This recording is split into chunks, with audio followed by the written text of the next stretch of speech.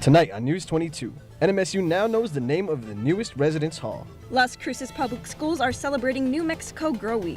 And Michelle Lujan Grisham was at the NMSU tailgate to drum up support for her campaign. All that and more on News 22 Tuesday.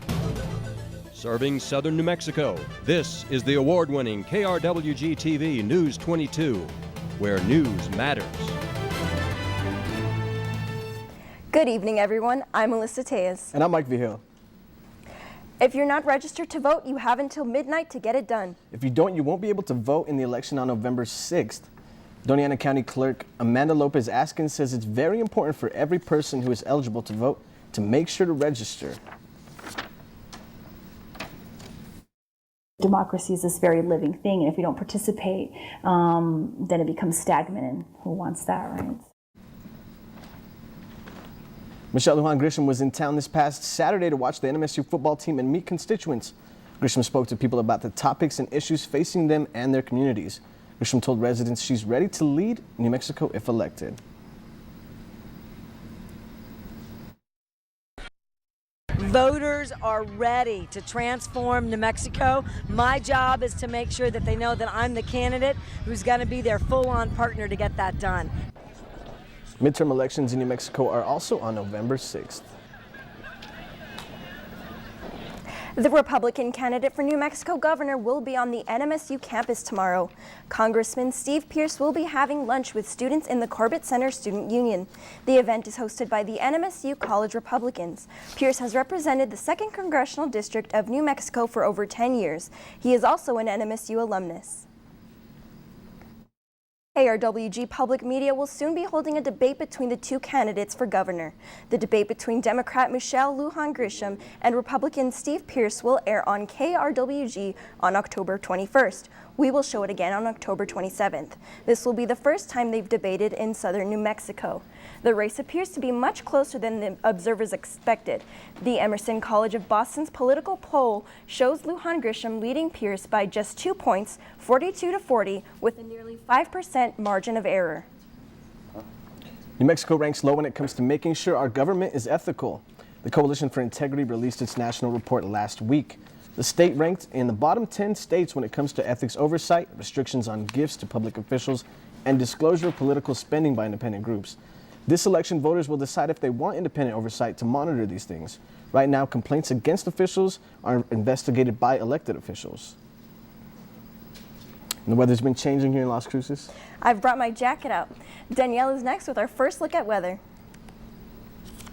This is Danielle Gutierrez with your current conditions. Taking a look outside right now, we have mostly sunny skies, and it's finally starting to feel like fall here in Las Cruces with temperatures at 66 degrees. But what's making it feel a lot colder are the high winds coming out of the west at 15 miles per hour. So if you are planning to step outside, I would pile on a couple light layers or even a thicker jacket before you head out the door. Our humidity is at 33%. We have a dew point sitting at 34 degrees and a barometer reading at 29.77 inches. Taking a look at the weather today, we hit a high of 72 degrees, which is well below our average at 81 degrees. And we woke up to a chilly overnight low of 44 degrees. Throwing it back to the year 1965, we hit record high temperatures of 92 degrees. And in 1970, record low temperatures of 32 degrees. We had no rain today, leaving our yearly rainfall at 3.77 inches. That's all I have for your current conditions, but stay tuned for your national weather. For now, back to the desk. It's New Mexico Grow Week here in Las Cruces. What that means is that Las Cruces Public Schools partnered with local farmers to provide fresh produce for the schools. Shelby Cap has more. Cafeterias in schools around Las Cruces are serving locally grown fruits and vegetables at lunchtime.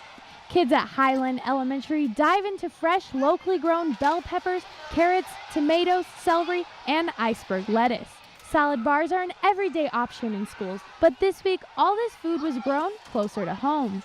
I know in talking to the kids at the salad bar yesterday when we had the peppers, I said, hey, did you know that these are grown here in New Mexico? And their faces lit up and they're like, really? Okay, so I know what you're thinking, but how did they get their kids to eat their vegetables? Well, they pick lots of fun vegetables that the kids enjoy eating that are colorful, they catch their eye, and they even have a writing contest where they ask the kids what they want to see on their salad bar. Here's one third grader's opinion on the school's salad bar from the writing contest. She says, if I were in charge of the cafeteria, I would be using rich words like cream corn. I would also say, eat your crunchy salad too. I would also say, eat your sweet carrots. The sweet potatoes are great. The salad bar is also great. Local produce is also being served in high schools this week, and NMSU dietetic intern Elise Matthews came up with a way to encourage healthy eating. Elementary schools kind of got more fun, colorful, bright versus the high school. They actually had a hashtag competition. This is the first New Mexico Grown Week, but Claire Legault hopes it will soon become a tradition. Shelby Kapp, News 22. Las Cruces schools have a shortage of teachers. In a meeting last week, the district announced 28 openings at LCPS. It says 21 are in elementary schools, 6 are in middle schools, and 2 are from local high schools. The district is also looking for secretaries, custodians, and cafeteria workers. A report from NMSU in 2017 found that there were 673 openings statewide. The district says special education teachers are needed the most. New Mexico State Police are still investigating the death of a man who was found dead inside a building. Police say officers responded to the building after Ernest Sida of Tularosa was found shot to death. Investigators say Sida was seen with 2 unknown men earlier that day. No one has been arrested or charged at this time. Anyone with information is encouraged to call the police. New Mexico State Police are also investigating a fatal shooting in Deming. A state police spokesperson says they're investigating the shooting death of 27-year-old Eduardo Pena. Investigators say Pena and others tried to rob a home at gunpoint. One of the people in the home shot Pena in the altercation. Pena was transported to the hospital later, where he later died. No charges have been filed and the investigation is ongoing. And a mother is in trouble after misleading police on the whereabouts of her child. Saturday morning, 25-year-old Martha Alicia Guerrero Rivas filed a missing persons report for her 4-year-old son. And a couple hours later, she told police she remembered where he was. Police located the child at a friend's house. New Mexico Children, Youth, and Families Department took the custody of the young boy. Guerrero Rivas was charged with a misdemeanor for misleading police.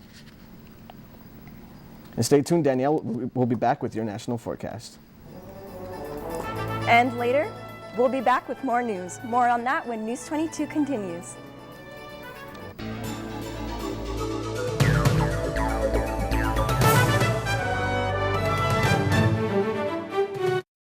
I'm so excited. We've got a brand new season of Jazzy Vegetarian with scrumptious plant-based recipes to please any palate. Wow, that smells so good. And with a little help from my friends like Broadway choreographer Chase Brock, this is amazing, the cast of Music Man, and jazz singer Kelly Jolly. I'm ready for pie. I'll show you how to cook deliciously vegan food on Jazzy Vegetarian. Wednesday at 2 p.m. on KRWG-Public Media. Registering to vote in New Mexico is easy. Forms are available at Department of Motor Vehicles offices and your county clerk's office. And those with a driver's license or other state ID may register to vote online at sos.state.nm.us. You must be 18 years old at the time of the next election. Voting is a responsibility of citizenship. This message brought to you by KRWG. Welcome back. You're watching News 22 Tuesday, where news matters. Many firefighters die on the job every year. This last Sunday was Firefighters Memorial Day. Las Cruces veterans honored them by raising the garrison flag at Veterans Park to half-staff early in the morning. Las Cruces Fire Chief Eric Enriquez says memorials are sad but necessary. The service in Las Cruces was one of many around the country. The main national service was in Maryland, where one of the firefighters honored was a graduate of NMSU.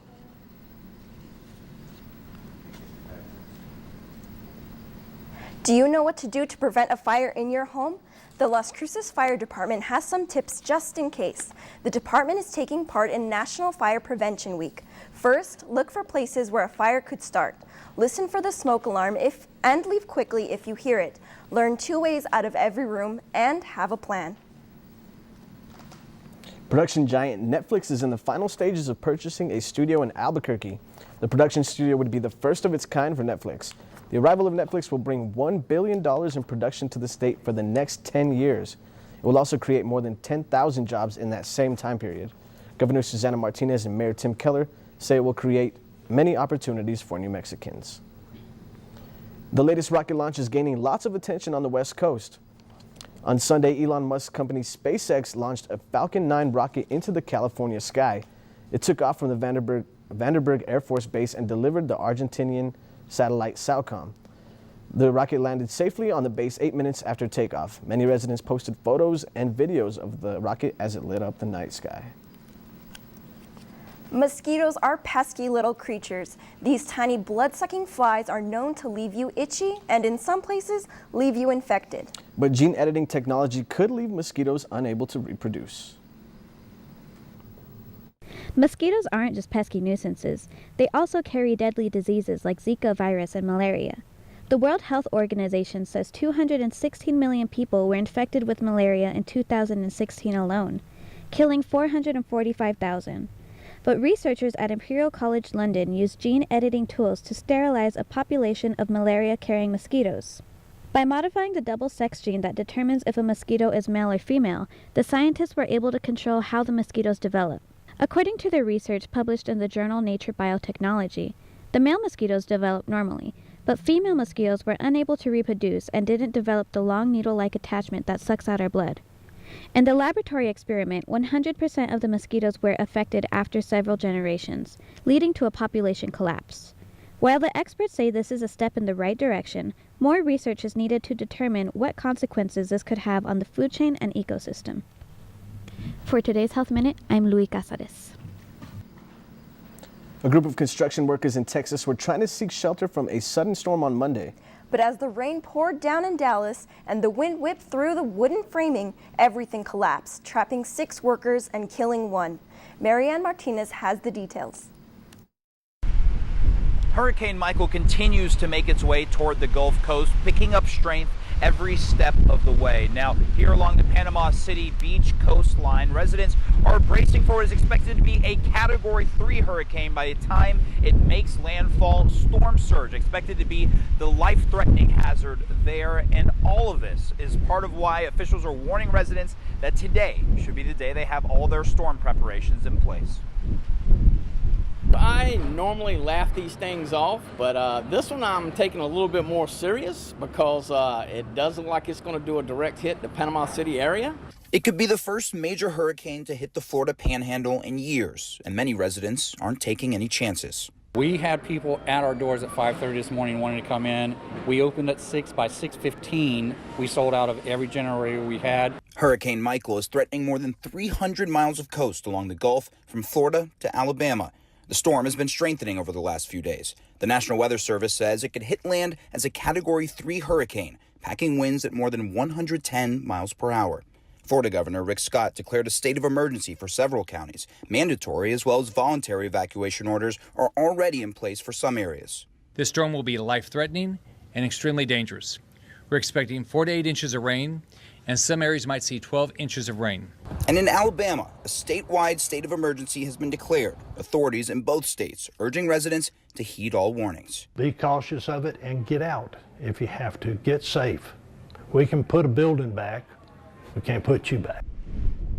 Now, along Panama City Beach here is they're among the places under a mandatory evacuation order today. Now, there are some people that have been heeding those warnings and others that have chosen to stay behind and ride this storm out. But as you move forward to the impact of this storm and the potential aftermath, we heard from Florida Governor Rick Scott this morning, who says one of their top priorities is going to be restoring power once this comes through. And as he says, there are no real gas outages widespread at this moment as well. He says they've been trying to keep those filled throughout the day just to give residents one last chance to get out of town while they can still do so safely.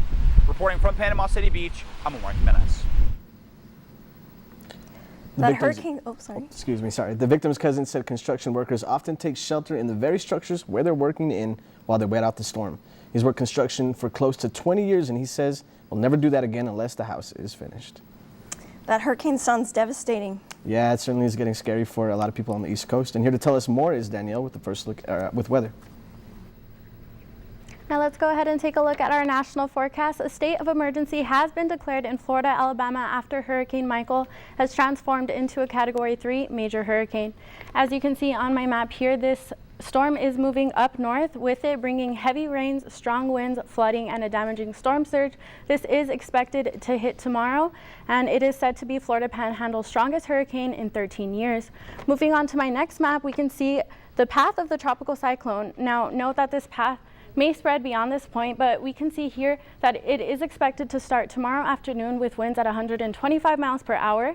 Moving on later Thursday early morning, the wind should die down at 70 miles per hour, then Thursday afternoon at 50 miles per hour, and pick up a little bit Friday at 65 miles per hour.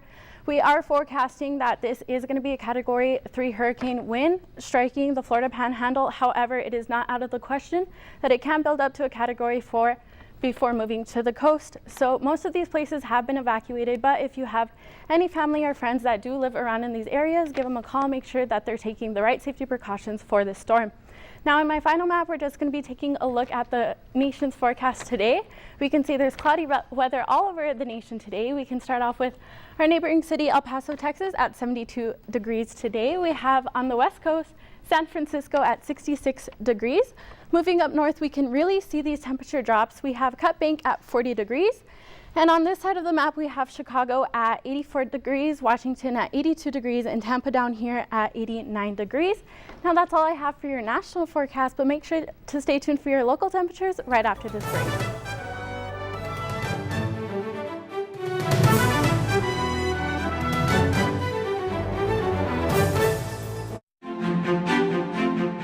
Here and now, NPR News middays, weekday afternoons from noon to 2 on 90.7 FM and streaming live on KRWG.org.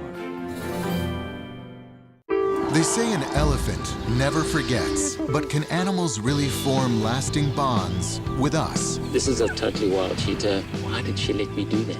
It's time to reunite some remarkable friends to see what happens next. Wednesday at 7 p.m. on KRWG-Public Media. In the heart of Africa, one of the world's most dangerous volcanoes, Nyiragongo. Now, an international team of scientists plunges into its molten lava crater to learn its secrets, predict future eruptions, and save lives. Avoid another disaster. Volcano on Fire on Nova. Wednesday at 8 p.m. on KRWG Public Media. Now let's take a look at New Mexico now. As I said, we're starting to feel these fall weathers. We can see the temperatures substantially lower. Farmington at 53 degrees, Clovis at 53 degrees, Albuquerque at 59 degrees, Ruidoso at 52 degrees, Las Cruces here at 66 degrees, and Deming at 63 degrees. Looking at temperatures tomorrow, still cooler. We have Santa Fe at 61 degrees, Socorro at 72 degrees, Ruidoso at 62 degrees, Roswell at a higher 76 degrees, Las Cruces here at 76 degrees, and Deming at 74 degrees. Now looking at our neighboring cities, we have Alamogordo tonight, clear skies with a chilly 46 degrees, and a high tomorrow with sunny skies at 72 degrees. Truth or Consequences tonight, 45 degrees, with a high tomorrow at 76 degrees. Silver City with a lot cooler temperatures tonight at 36 degrees, and a high tomorrow at 68 degrees with clear skies. And here in the City of the Crosses, we have a low tonight at 44 degrees and a sunny high tomorrow at 76 degrees. Those are all the local temperatures I have for you right now, but make sure to stay tuned for your 5-day forecast later on in the show. For now, back to the desk with more news. A young Minnesota man has been found dead in the Colorado River near Austin, Texas. Here's Kelly Garcia Moreno with today's Southwest Minute.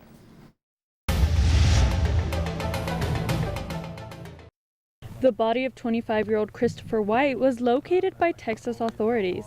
White had not been seen since early Saturday morning. Friends say he was drunk when he left a vacation house near the Colorado River. His body was located less than a mile from where he went missing. Seatbelts saved lives in Arizona on Sunday. The woman driving the white pickup was hit by a truck and she lost control. She hit another car head-on and flipped, landing on the red sedan. No one was seriously hurt. Everyone involved was wearing a seatbelt. Officials say that helped prevent fatalities. And a shoe giveaway on Monday in Los Angeles turned into chaos. Rapper Fora promised to give away free shoes at a Hollywood shoe store to fans who showed up. A stampede formed and 10 people were hurt and 8 were taken to the hospital. None of the injuries were serious. I'm Kelly Garcia Moreno with today's Southwest Minute. New Mexico State University's new hall will be called Juniper Hall. The name was revealed during halftime of the homecoming football game on October 6th. During an online poll, Juniper was selected from a list of New Mexico plant names that matches the theme of NMSU residence halls, including Piñon and Chamisa. The $21.5 million resident hall will open August 2019. The resident hall will include multi-purpose classrooms, a laundry facility, outdoor courtyard space, and lounge areas. The building will be for freshmen, men and women, and it will be located to the north of Corbett Center Student Union. So a big fight over the weekend and a big win for NMSU football. I can't wait to hear all about it. Adrian Chavez is next with sports. Thanks, Mike and Melissa. Coming up in sports, find out how the Aggie football team did in our homecoming game. You can toss that remote because News 22 Sports is next.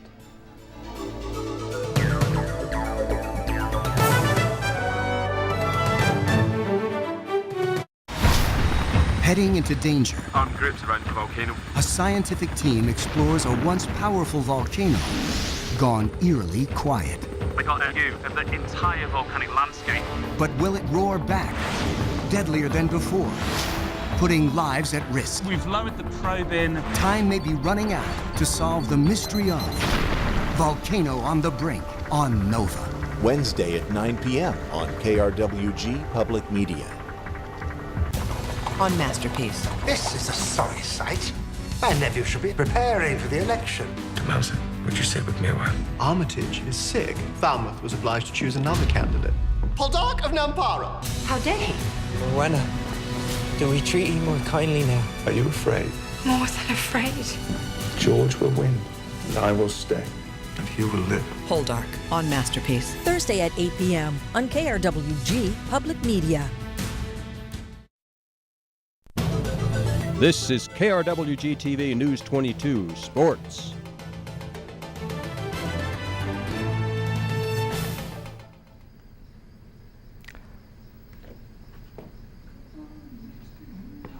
Welcome back. I'm Adrian Chavez, and what time is it? It's sports time. NMSU is coming off another win. This weekend, the New Mexico State Aggies hosted fellow independent Liberty University. Aggie alumni and current students came out to support the Aggies in the 2018 homecoming game. Many NMSU fans seem to be disappointed in the football team this season compared to last, but they are hoping the Aggies will be able to turn things around. My brother is disappointed. Everyone's mad right now. NMSU football needs to pick up their game. I'm disappointed. My brother is disappointed. Everyone's mad right now. NMSU football needs to pick up their game. For those hoping for a better performance, that's exactly what they got. The game was an offensive shootout led by NMSU freshman quarterback Josh Adkins. Adkins threw for 402 yards and had 4 touchdowns on the night. The final score was 49-41 with the Aggies coming out on top. The NMSU swim team is recovering after their first loss of the season against Liberty University. After trailing to Liberty on the first day of the meet, the Aggies failed to gain traction the second day of competition. Head coach Rick Pratt stated that they knew Liberty was a good team, but was disappointed with his team's effort beginning of day 2. The final score of the meet was 185-117. Liberty won. Las Cruces high school football teams are back to practice this week after a big weekend of football. Last weekend, we saw the Las Cruces Bulldogs take on Centennial Hawks in a battle between 2 Las Cruces high schools. Centennial beat Las Cruces 20-14. The Oneate Knights fell short this weekend as they traveled to Hobbs for a conference game. Oneate lost 13-63. This past weekend, Mayfield had a bye week, but will be back this weekend to take on Centennial. The MMA community is still in shock over Saturday's UFC 229 main event. After Khabib the Eagle beat Conor McGregor in the 4th round via submission, he jumped the fence and started to fight McGregor's trainers. Both men have since been suspended by the Nevada State Athletic Commission for 10 days each as the NAC prepares for a thorough investigation of Saturday night's incident. And that's all for sports tonight. Join us for more sports action tomorrow. Still ahead on News 22, Danielle will be back to take a look at your 5-day forecast. But first, check out this event that fires up your artistic side and satisfies your sweet tooth. More of that when News 22 continues.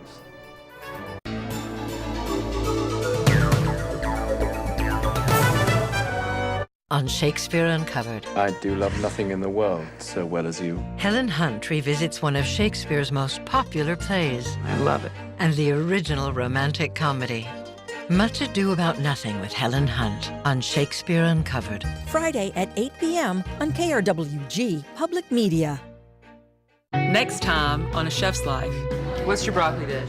I buy broccoli every single time I go to the grocery store. Thank you. So today is pub day for my book, and then our tour will begin. My launch dinner is at Bon Appetit magazine. Vivian Howard. Saturday morning at 10:30 on KRWG Public Media. Welcome back. Let's take a look at our top stories. NMSU's newest residence hall now has a name. It will be called Juniper Hall.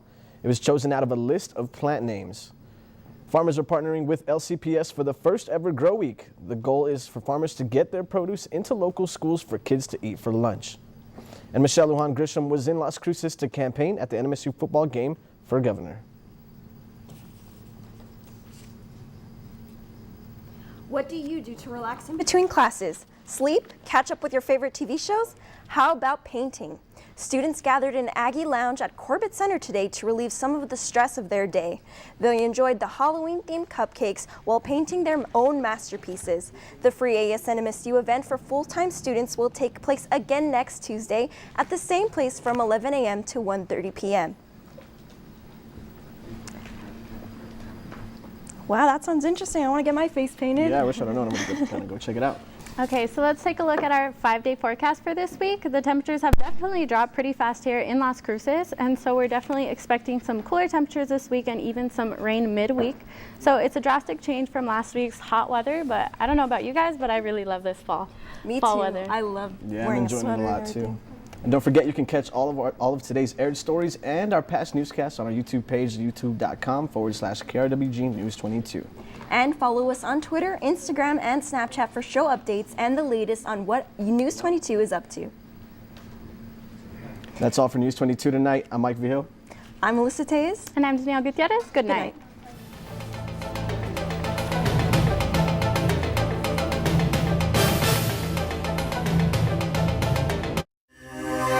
This news brief in Español is brought to you by Noticias 22, Spanish language news for southern New Mexico and West Texas. Noticias 22. Los saluda con mucho gusto Raquel López en este breve informativo de Noticias 22. La madre que denunció la desaparición de su hijo de 4 años fue acusada de un cargo por hacer un reporte falso. Marta Alicia Guerrero Rivas, de 25 años, inicialmente le dijo a la policía que su hijo fue visto por última vez en la tarde del viernes. Al siguiente día, aproximadamente 30 minutos después de que el Departamento de Policía emitiera un comunicado de prensa, Guerrero Rivas indicó que ahora recordaba que ella había dejado a su hijo con una amiga. Los oficiales fueron a esa casa y localizaron al pequeño allí.